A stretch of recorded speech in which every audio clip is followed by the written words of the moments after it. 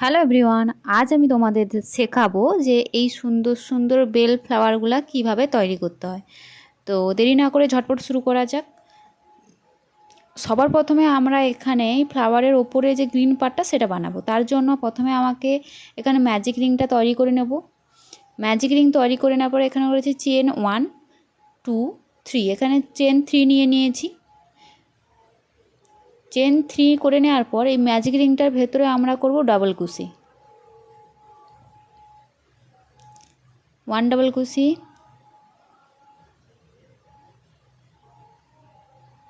2 double কুশি। এখানে এই ম্যাজিক রিংটার ভেতরে টোটাল করব 12 ডাবল কুশি।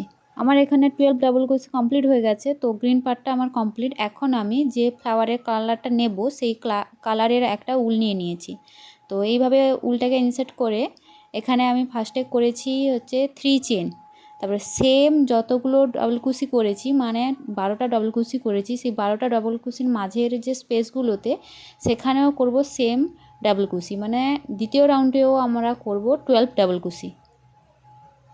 রাউন্ড 2 আমার হয়ে গেছে। এখন রাউন্ড 3 জন্য নেব 3 চেন এবং সেমভাবে প্রত্যেকটা ডাবল কুশির যে মাঝখানে যে ফাঁকা জায়গাগুলো আছে বা ফাঁকাগুলো আছে তার মাঝখানে করব 1 1 ডাবল কুশি।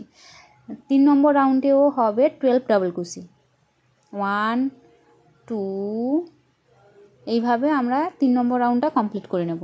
এখানে আমরা হব 4 নম্বর রাউন্ড।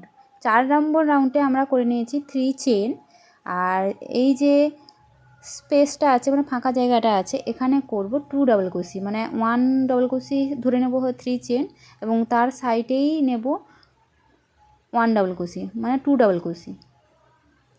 নেক্সট যে 1 ডাবল কুশির পরে মানে প্রত্যেকটা ফাঁকা ফাঁকা জায়গাগুলোতে করব 2 2 ডাবল কুশি, মানে এখানে হবে টোটাল 12 ডাবল কুশি। প্রত্যেক স্টিচে মানে প্রত্যেক ফাঁকা জায়গাগুলোতে করব 2 2 ডাবল কুশি। তো এইভাবে আমরা ডাবল কুশিগুলো কমপ্লিট করে নেব।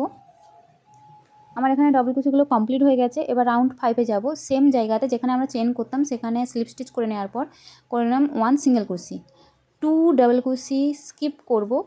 তারপরে যে ফাঁকা জায়গাটা থাকবে সেখানে করব আমরা 5 ডাবল কুশি, মানে একটা জায়গাতে আমরা করব 5 ডাবল কুশি। 1 2 3 4 5, এখানে আমি 5 ডাবল কুশি করে নেব। 5 ডাবল কুশি হয়ে গেছে।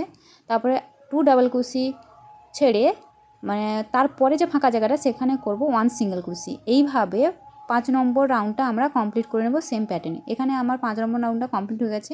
দেখো ফুলটা দেখতে কত সুন্দর হয়েছে। আর এক্সট্রা উলগুলোকে আমরা ভেতরে স্টিচ করে নেব।